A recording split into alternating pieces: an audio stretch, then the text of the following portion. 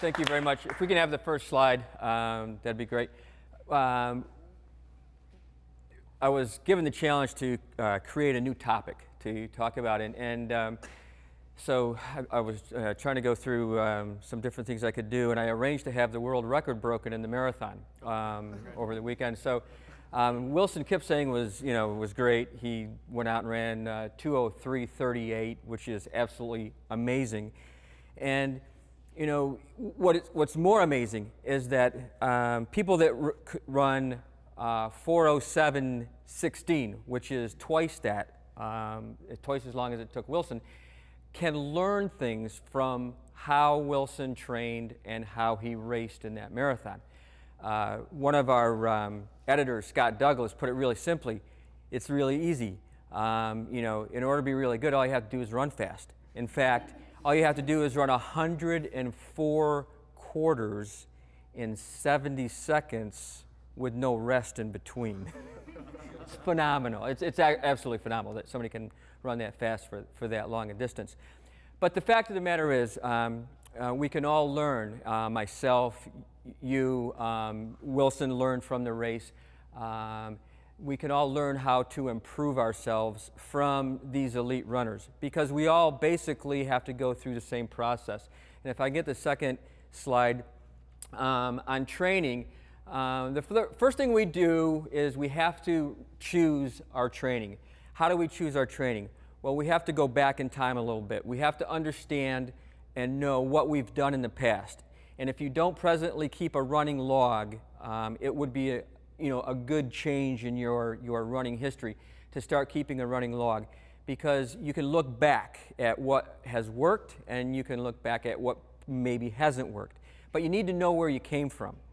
And then you need to know what you're capable of, okay? And what you're capable of is maybe 10 to 15% more work than you were doing the last time you trained, as long as when you were training at that time you stayed healthy, all right? If you got injured, then you may have been doing too much. You may have been doing things that had a little bit too much quality, maybe not letting yourself rest, maybe you're in the wrong shoes, but there has to be a reason.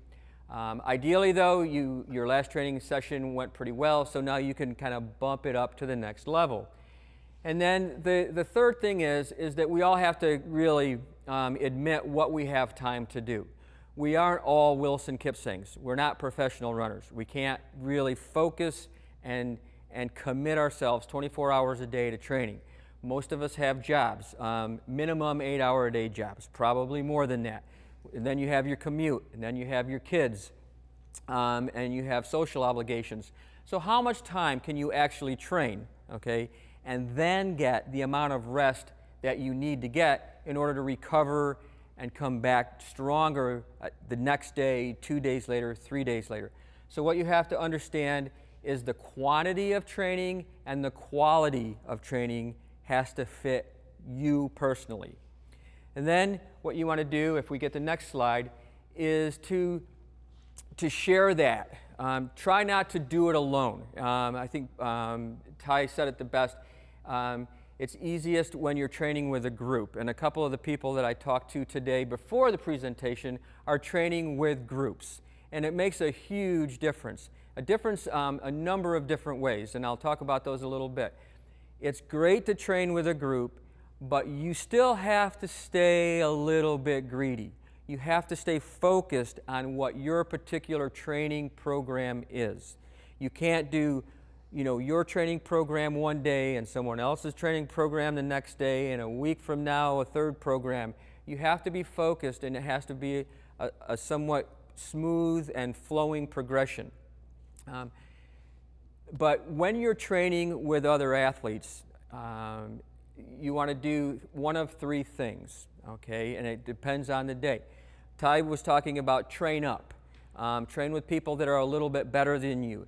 And that's really important to do, all right? You want to try to do those on the days that you're going to be running a quality run, so that you don't necessarily have to do all the work. You don't have to do all the thinking. You don't have to do all the concentrating. You can kind of just tuck in and hang on, okay? And try to run the paces that you're supposed to run, but you do it by following, not so much by breaking the wind and setting the pace. The second thing you want to do is make sure on your easy days you go easy. And that's when I like to suggest people train down. And when you're training down, that means you're running with somebody that maybe not be quite as high a level or as fast as you are, but they're training up. So you had the opportunity to train up the day before when you did quality. Now you're training down and someone else has the opportunity to train up. All right, so you're running an easy day, they might not be running so easy. You might be yakking and having a great conversation, and they might be huffing and puffing. But the idea is that you're sharing the load. And then there are those days when you're training, you know, with people of like abilities. You both understand the purpose of the day's run, and you're running the appropriate pace, and you're holding a conversation, or you're not holding a conversation because you're doing a tempo run, but you're of like abilities. So you can do all three of those, and it works out pretty well. But the key is that every day has a purpose, and every purpose has a particular pace. So you want to focus on the goal, the long-term goal, the race that you're pointing toward, but concentrate on what you're doing today. Make sure that what you're doing today is what you're supposed to be doing. Okay. When I read a little bit about the post-interview with Wilson Kipsang, he said he had up to 40 different training partners help him along the way in his training. That's amazing. Now, I take that two different ways. Number one is there are a lot of athletes in Kenya that are in really good shape, but then again, you know, it took 40 of them because they all couldn't last. You know, he was doing his training so incredibly hard. It's just amazing to think that that many athletes really committed themselves to helping him make it to the end. Next slide. The next thing you have to do is create a schedule. And I talk most of the time, present and coach people that have a full-time job. So you really have to create a schedule around two different sections of your life. The first one, and this is not in order, value order, the first one is work. Try to schedule your runs in your calendar and make them uninterrupted appointments so that you can get those runs in and nothing's going to get in the way. And I know if you try to do that at lunch or after work, sometimes that's not always going to be the case. So what I like to try to get most people to do, if possible, and it's not too dark, is to get your runs in the morning. If you get your run in the morning, doesn't matter what happens the rest of the day, you got it done. Now, it's easier to do an easy run or a moderate run in the morning, but when you're trying to do quality, and it's not so easy to do it in the dark, and you perhaps might not be it might not be as easy to warm up to do that particular type of quality workout. But the truth of the matter is most of our races are in the morning, so you're actually teaching your body to perform when you're going to be asking it to perform. Okay? Watch what you eat. Try, if you're going to be working out in the afternoon, those high fat lunches and lunches that are high in sugar and so on and so forth are something you want to stay away from. Try to make sure that the lunches you eat are light and are going to allow you to perform later in the day. And then the final thing is that no matter what happens, well, there's two more. No matter what happens during the day, let your colleagues know that this is the day, this is Wednesday, I'm going to leave at 4:35 o'clock, I can't stay late, I'm, not going to go to happy hour, I'm going to the Carolina Forest, or I'm going to the local track, I'm going to get my run in, and that's the way it is. And if you have to travel, travels can sometimes be the biggest pain in the butt, but try to make sure those hotels that you stay in have a treadmill, because it may not be the easiest thing to do to step out the door and run in the middle of a city, but you can go into the fitness center and put in your 30 minutes to an hour on the treadmill, and you get your workout in. On the family side, it can be easier and it can be harder. Let your family know that this is really important to you, and that this is my goal, and this is I would really like to do this, and 9 times out of 10 they're going to support you. The second thing is try to get them involved as much as you can. On your easy days, if your spouse or your son or daughter are interested in you know, hanging out with mom or dad, get them involved in beginning running program. You know, show them the ropes. But be careful on race weekend. Having, you know, your spouse and your 2 kids and your mother-in-law and so on come to the hotel and to cheer you on isn't always the best thing to do, because they're taking up a lot of time that you really need to get off your feet, be stress-free, and really just try to relax.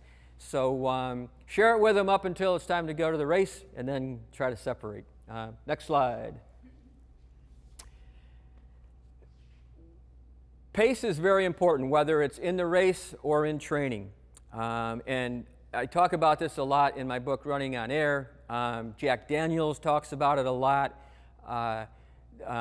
Just about every coach you'll ever have sit down and talk to you about a program will let you know that pace is important. Whether it's an easy day, a moderate day, a quality day, a long run, a tempo run, you really need to make sure that the purpose of today's workout has a known pace and you stick to that pace.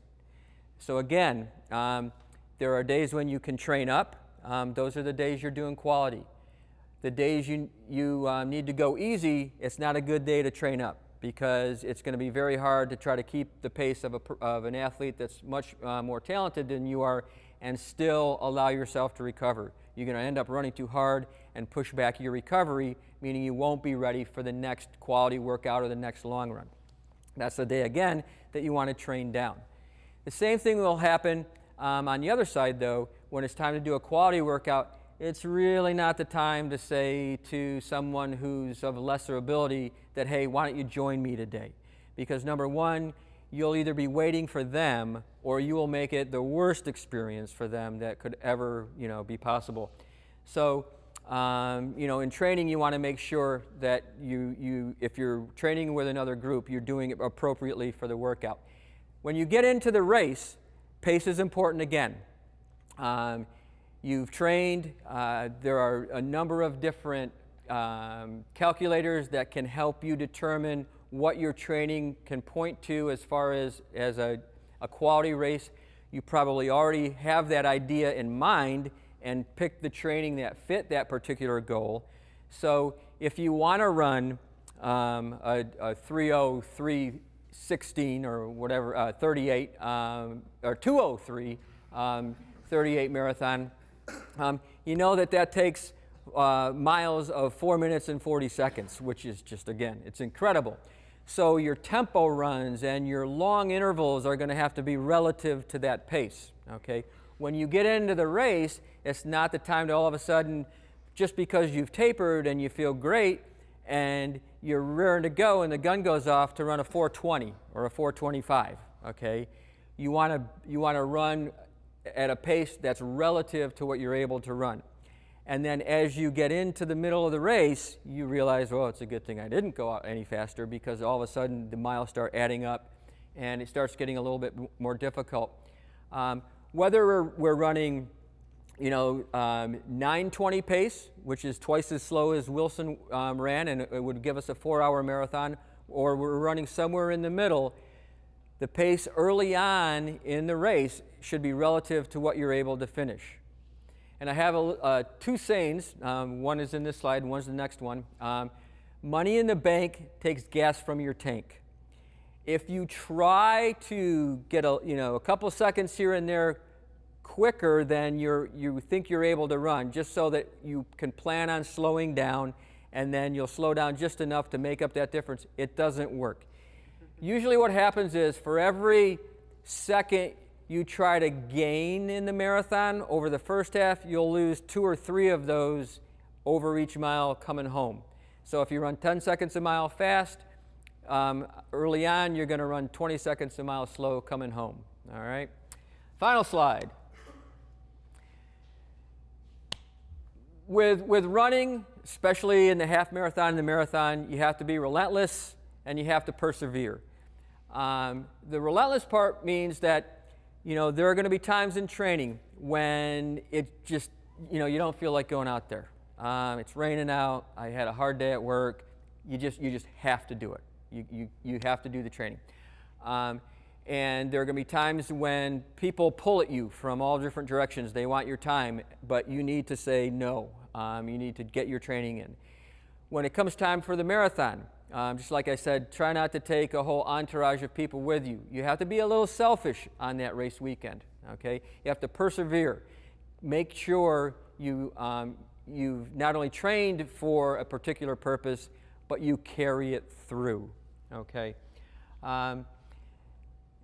Trust your training, meaning you picked the training program for a reason, okay? You didn't just like pull it out of a hat. You picked the training program because it fit where you were coming from, it fit what you wanted to do, and it fit what you were able to do time-wise.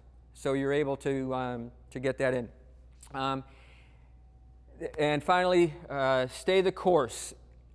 Just make sure your pace early on is where it should be so that coming home you can run as strong as possible. And the final little note is that if you start out too fast in the marathon, you have no control over how slow you finish.